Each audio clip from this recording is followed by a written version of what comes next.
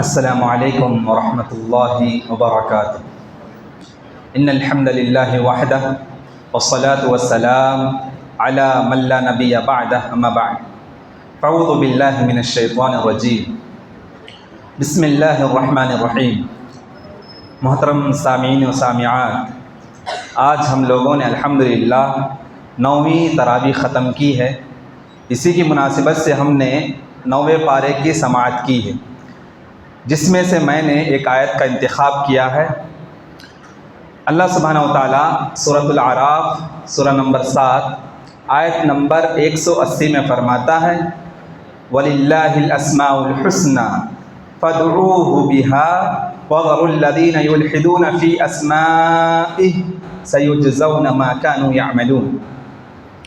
اللہ کے سب نام اچھے ہی ہیں، تو اس کو اس کے ناموں سے ہی پکارا کرو۔ جو لوگ اسماء حسنہ میں کجی اختیار کرتے ہیں گمراہ ہو جاتے ہیں، ان کو چھوڑ دو، وہ جو کچھ کر رہے ہیں ان قریب ان کو ان کی سزا دی جائے گی۔ محترم حاضرین، اسماء حسنہ کا مطلب کیا ہے؟ تو اللہ کے وہ اسماء و صفات، اللہ کے وہ نام یا اللہ کے وہ صفات جن سے اس کی مختلف صفات، اس کی عظمت، اس کی قدرت، اس کی جلالت، اس کی طاقت کا اظہار ہوتا ہے۔ القواعد المثلی عقیدے کی ایک بہترین کتاب ہے دور حاضر کی، ابن عثیمین رحمہ اللہ نے اس کی تصنیف کی ہے۔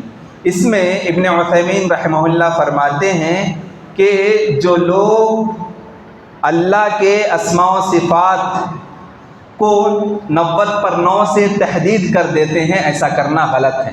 یعنی لوگوں میں ایک عام سی بات ہے، لوگ یہ سمجھتے ہیں کہ اللہ کے اسماء و صفات صرف 99 ہیں، جبکہ ابن عثیمین رحمہ اللہ کا کہنا ہے کہ اللہ کے اسماء و صفات انفینائٹ ہے، یعنی انگنت ہیں، بے حساب ہے، ہم اس کو شمار بھی نہیں کر سکتے۔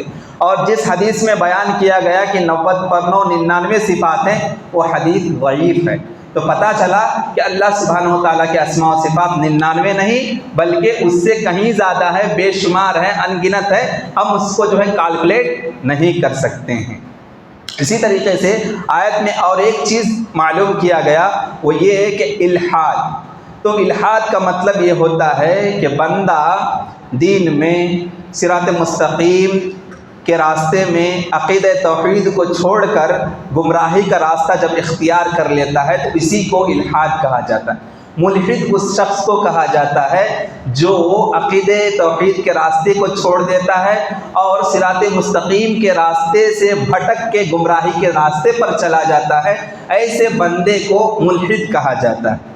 اللہ کے ناموں میں کجروی، الحاد اور گمراہی اختیار کرنے کی 3 صورتیں ہیں، یعنی لوگوں نے 3 طریقے سے اللہ کے اسماء و صفات کو تبدیل کر دیا، یا تو اس کا انکار کر دیا یا تو اس کی تشبیہ دے دی۔ سب سے پہلے طریقہ یہ ہے جس میں لوگوں نے ملاوٹ کی، وہ یہ ہے کہ اللہ کے ناموں میں تبدیلی کر دی جائے۔ ایگزیکٹلی قرآن و حدیث میں جو نام بتایا گیا ہے اس میں تبدیلی کر دی جائے۔ جس طریقے سے مشرکین مکہ نے اللہ کے اسماء و صفات میں تبدیلی کی، اللہ کی ذات، اللہ کو جو نام ہے نا، اس کی تانیث بنا دی انہوں نے۔ کیا اس کا تثنیہ تانیث کیا بنا دیا انہوں نے؟ لات بنا دیا، اللہ کو لات بنا دیا۔ اسی طریقے سے اللہ کی ایک صفت عزیز ہے، اس سے انہوں نے اس کی تانیث بنا دی، عزا بنا دیا۔ لات و عزا یعنی بت کے نام رکھ لی اور پوجنا شروع کر دی۔ یعنی سرے سے اللہ سبحانہ و تعالیٰ کے اسماء و صفات جو قرآن و حدیث میں بیان کیے گئے ہیں اس کو تبدیل کر دینا، یہ ایک روش ہے۔ اسی طریقے سے اور ایک کجروی گمراہی یہ ہے کہ اللہ کے ناموں میں اپنے طرف سے اللہ کی اجازت کے بغیر اس میں اضافہ کر دینا۔ اللہ کا جو نام ہے، اللہ کی جو صفات ہیں قرآن و حدیث میں بیان کیے گئے ہیں، اللہ کے حکم کے بغیر، اللہ کی اجازت کے بغیر اس میں اضافہ کر دینا ایک گمراہی کا راستہ ہے۔ اسی طریقے سے تیسرا راستہ جو گمراہی کا راستہ ہے اسماء و صفات کے سلسلے میں، کہ اللہ سبحانہ و تعالیٰ کے نام جو ہوتا ہے نا، اسماء و صفات جو ہوتے ہیں اس میں کمی کر دینا۔ قرآن و حدیث میں جو اسماء و صفات بیان کیے گئے ہیں اس میں جب کمی کر دیتا ہے تو یہاں بھی بندہ گمراہ ہو جاتا ہے۔ خاص نام ہے اللہ سبحانہ و تعالیٰ کا، یعنی وہ سمجھتے ہیں کہ صرف اللہ کو اللہ ہی سے پکارا جائے، جو اسماء و صفات ہیں اسے پکارنے کی ضرورت نہیں، صرف اللہ کو اللہ کے نام سے ہی، جو لفظ جلالہ ہے اللہ، اسی نام سے پکارا جائے، اسماء و صفات سے پکارنا جائز نہیں۔ اسی طریقے سے دیکھیے یہ سبجیکٹ جو ہے نا عقیدے کی، اسماء و صفات کی سبجیکٹ، یہ بہت موسٹ امپورٹنٹ سبجیکٹ۔ پڑھے لکھے لوگ بھی، عربک گرامر جانتے ہوئے، بڑے بڑے عالم دین بھی اگرچہ اس میں زیادہ عقل دوڑاتے ہیں تو گمراہ ہو جاتے ہیں۔ اس طریقے سے جب عقیدہ اسماء و صفات کو صحیح سے نہیں سمجھا لوگوں نے تو عقیدہ اسماء و صفات کو سمجھنے میں غلطی کرنے کی وجہ سے معاشرے میں 3 گروہ جو غلط گروہ ہے، یعنی عقیدہ جن کا خراب ہے، غلط منہج اپنانے والے پیدا ہو گئے۔ سب سے پہلے وہ لوگ جو تعویل کرتے ہیں، یعنی اللہ سبحانہ و تعالیٰ کے جو نام ہوتے ہیں، جو اسماء و صفات ہیں، اس میں اپنے طرف سے گھڑتے ہیں، اپنے طرف سے اپنی عقل دوڑاتے ہیں، اپنی طرف سے سوچتے ہیں کہ اللہ تعالیٰ کے اسماء و صفات جو ہیں ایسے ہیں، ایسا ہوگا، عقل دوڑاتے ہیں اس میں۔ یہ کون سا فرقہ ہے؟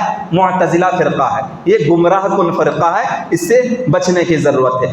اور ایک فرقہ جو گمراہ فرقہ، اسماء و صفات کو صحیح سے سمجھنے میں انہوں نے غلطی کر دی اور ایک نیا فرقہ ایجاد ہو گیا، وہ ہے معطلہ، یعنی تعطیل کر دیا، یعنی سرے سے اس صفت ہی کو انکار کر دی۔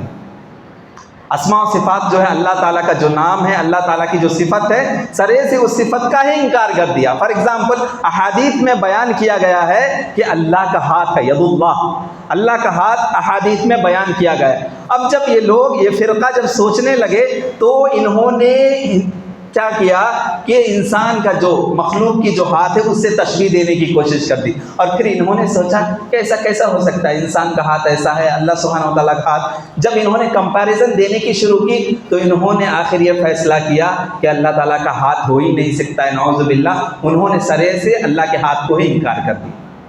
یعنی یہ فرقہ اسماء و صفات کا ہی انکار کر دیتے ہیں جو ان کی عقل میں سمجھ میں نہیں آتی، یہ معطلہ فرقہ ہے، یہ بھی گمراہ کن فرقہ ہے۔ اور ایک طریقے سے اور ایک فرقہ ہے ہمارے معاشرے میں پائے جاتا ہے، وہ ہے مشبہہ، یعنی اللہ تعالیٰ کے اسماء و صفات جو قرآن و حدیث میں بیان کیے گئے ہیں اس کو دنیاوی مخلوق جو ہے ان سے تشبیہ دے دیتے ہیں، کمپیریزن کر دیتے ہیں، برابر کر دیتے ہیں، برابر کرنا شروع کر دیتے ہیں۔ یعنی اللہ تعالیٰ کا ہاتھ ہے تو جیسے مخلوق کی ہاتھ ہے ویسے ہی ہوگا، اللہ تعالیٰ سننے والا ہے تو اس میں عقل دوڑانے کی کوشش کرتے ہیں کہ اللہ تعالیٰ انسان جیسا ہی سنتا ہوگا، جبکہ اس کی کیفیت ہمیں بتائی نہیں گئی۔ یعنی کمپیریزن کر دیتے ہیں، کمپیئر کر دیتے ہیں خالق کی صفت میں اور مخلوق کی صفت میں، اور یہ مشبہہ فرقہ بھی، تشبیہ دینے والا فرقہ بھی گمراہ کن فرقہ ہے۔ اس عقیدے سے بھی انسان کو محفوظ ہونا چاہیے۔ تو پتہ چلا کہ عقیدہ توحید اسماء و صفات یہ بہت امپورٹنٹ عقیدہ ہے، اگرچہ بندہ اس کو صحیح سے نہیں سمجھ پایا تو اچھے پڑھے لوگ بھی گمراہ ہو جاتے ہیں۔ تو ضرورت اس بات کی ہے کہ ہم لوگ عقیدہ توحید میں، خاص کر توحید اسماء و صفات کے تعلق سے گہرائی کے ساتھ اس کی اسٹڈی کرنے کی ضرورت ہے، اور جو کبار علماء ہیں، جو معزز علماء کرام ہیں، جو بزرگ علماء کرام ہیں، ان کی رہنمائی میں عقیدہ توحید اسماء و صفات کو جاننے کی ضرورت ہے۔ اسی طریقے سے اب دیکھیے توحید کی 3 قسمیں ہیں، توحید الوہیت، توحید ربوبیت، توحید اسماء و صفات۔ تو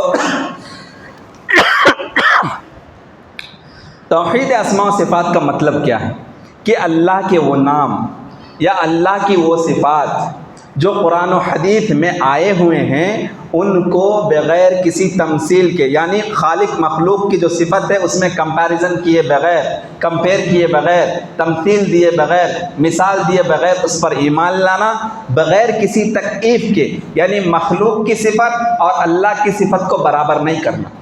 مخلوق کی جو صفت ہے، یعنی مخلوق بھی سنتا ہے، اللہ بھی سمیع ہے، اللہ بھی سننے والا ہے، لیکن مخلوق اور خالق کے سننے میں بہت ڈفرینس ہے۔ جب ہم برابر کر دیں گے تو یہاں گمراہ ہو جائیں گے۔ اور اسی طریقے سے بغیر کسی انکار کیے اللہ کی جو صفت بیان کی گئی ہے، اللہ کے جو آپ قرآن و حدیث میں بیان کیے گئے ہیں اس کو ویسے ہی ہمیں اس پر ایمان لانا ہے۔ امام مالک رحمہ اللہ اس کے تعلق سے فرماتے ہیں، عقیدہ توحید اسماء و صفات کے تعلق سے، خاص کر صفات کے تعلق سے مالک رحمہ اللہ فرماتے ہیں الاستواء معلوم، استواء ایک صفت ہے، یعنی اللہ سبحانہ و تعالیٰ ساتوں آسمان پر عرش پر مستوی ہے۔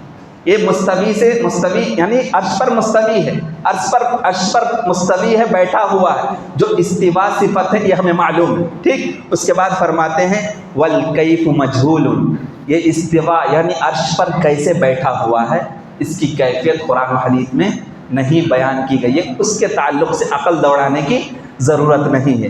والایمان بہ واجب، اور اس صفت پر جو استواء کی صفت ہے اس پر ایمان لانا واجب ہے، ضروری ہے۔ والسؤال عنہ بدعۃ، اور عرش پر اللہ سبحانہ و تعالیٰ کیسے مستوی ہے، کیسے بیٹھا ہوا ہے، اس کے بارے میں سوال کرنا، اس کے بارے میں اپنی عقل دوڑانا یہ بدعت ہے، ناجائز۔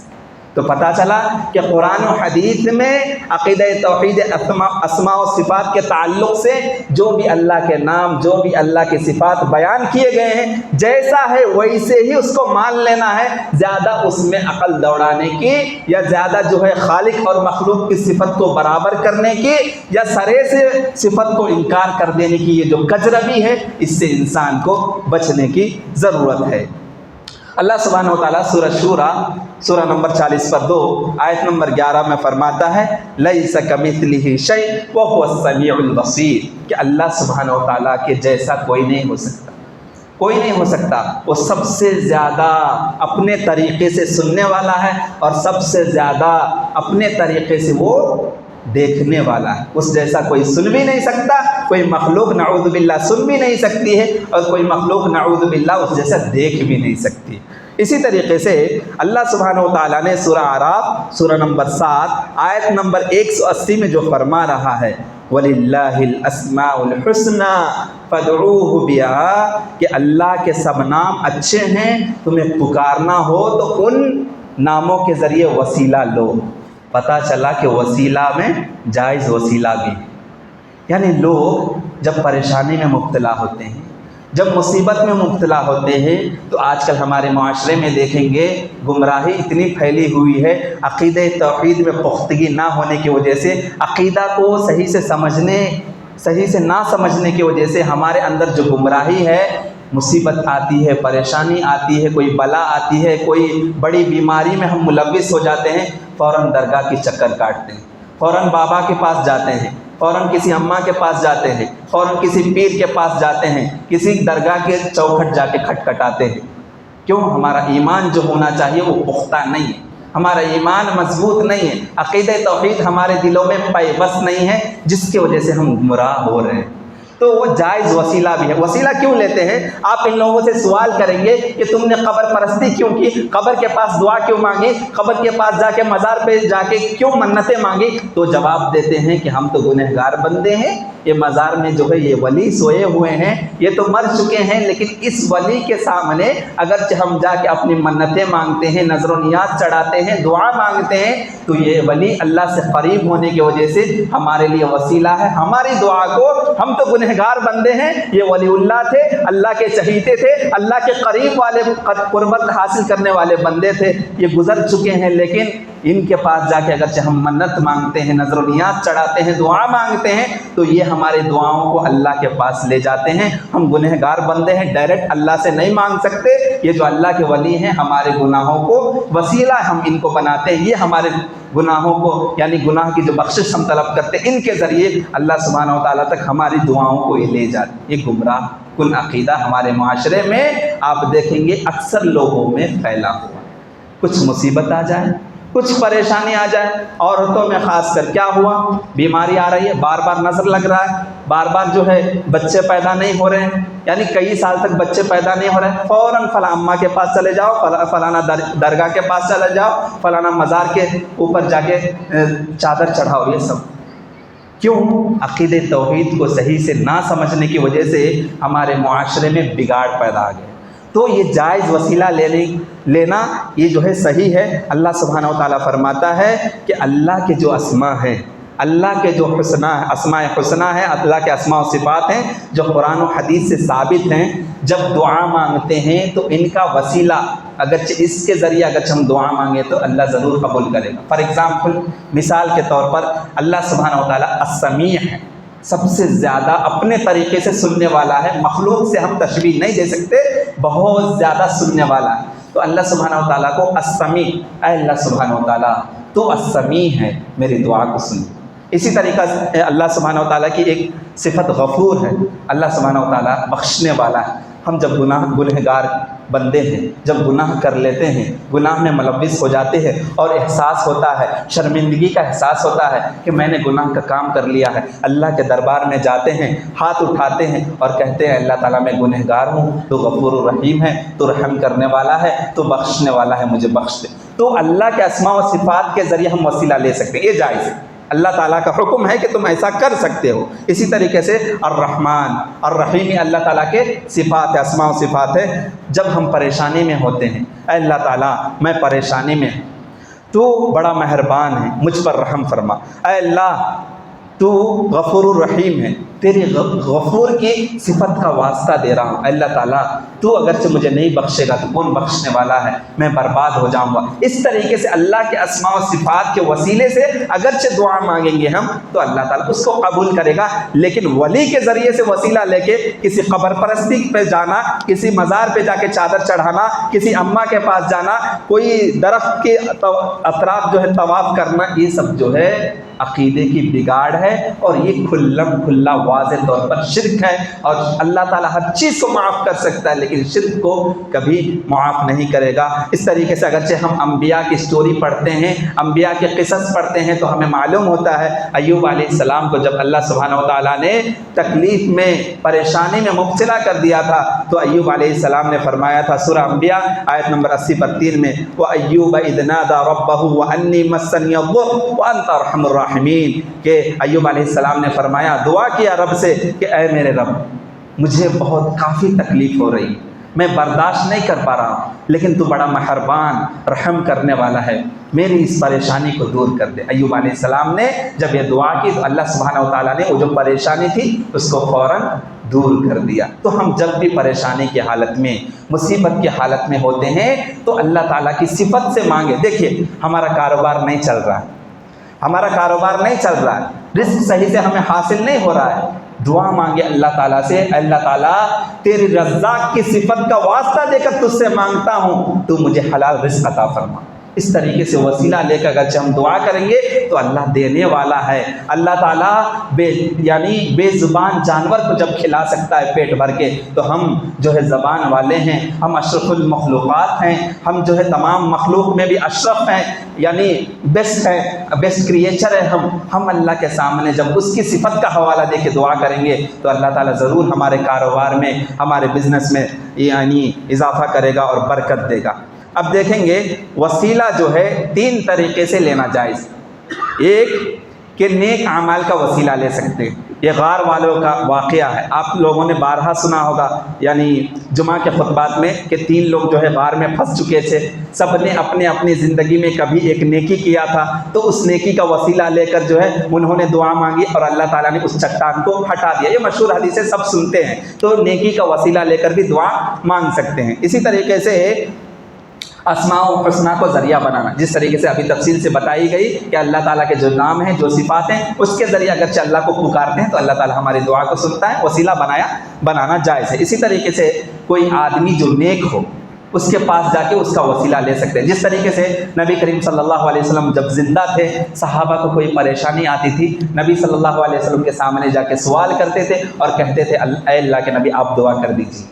اسی طریقے سے جب نبی کریم صلی اللہ علیہ وسلم کی وفات ہو گئی، نبی کریم صلی اللہ علیہ وسلم انتقال کر چکے، تو عمر رضی اللہ عنہ کے زمانے میں جب عہد سالی آئی، بارش نازل نہیں ہو رہی تھی، تو صلاۃ الاستسقاء کے لیے وہاں جو وسیلہ بنایا عباس رضی اللہ، نبی کریم صلی اللہ علیہ وسلم کے جو چچا تھے، وہ ان کو بزرگ سمجھ کے، نیک آدمی سمجھ کے ان کے وسیلے سے دعا مانگی گئی تھی۔ تو نیک آدمی کو سامنے رکھ کر اس کا وسیلہ لینا جائز ہے۔ تو یہ 3 صورتیں ہیں جس سے وسیلہ لینا جائز ہے۔ ایک، نیک آدمی کو سامنے رکھ کر یا تو اس سے دعا منگوا سکتے ہیں یا اس کے حوالے سے ہم دعا مانگ سکتے ہیں کہ اللہ تعالیٰ یہ نیک آدمی ہے، اس کے ذریعے سے تو جو ہے میری دعا کو قبول کر لے۔ یا اس طریقے سے اللہ کے اسماء و صفات کا وسیلہ لے کے، ذریعہ لے کے ہم دعا مانگیں گے تو اللہ تعالیٰ ہماری دعا کو قبول کرے گا۔ اور اسی طریقے سے نیک عمل جو بھی ہم زندگی میں کیے ہیں اس کا حوالہ دے کے، اس کا وسیلہ لے کے اگرچہ پریشانی میں، مصیبت میں اللہ تعالیٰ سے مانگتے ہیں تو اللہ تعالیٰ ہماری پریشانی کو دور کر سکتا ہے۔ لیکن آج کل دیکھیں گے دعاؤں کے اہتمام کرنے میں ایک رواج ہے،